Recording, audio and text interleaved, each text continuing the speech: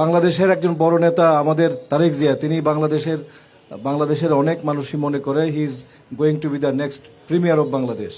ভালো কথা, কিন্তু উনি যে 20টা মাদকের হটস্পটের কথা বলে গেলেন, সুন্দর, আমি ওনাকে ধন্যবাদ জানাই, সাধুবাদ দিই।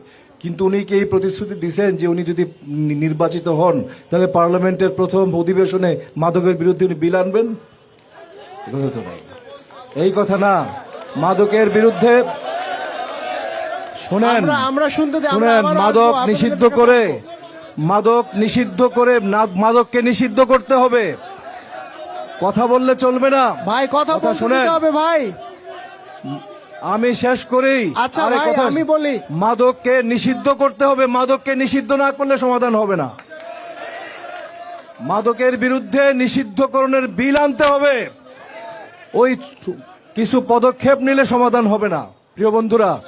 এই জন্যে ভাই আমি যে কথাটা বলতে চাই যে আমার দল হোক, যেই দলই হোক, যারা কর্মীরা আছেন, নেতারা আছেন, তাদেরকে প্রকৃত অর্থে মানুষ হইলেই সব সমস্যার সমাধান সম্ভব।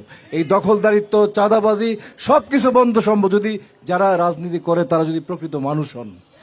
এইটা আমাদের মূল সমস্যা। এই বিপ্লবের পরেও সেই মানুষ আমরা এখনো হইতে পারি নাই।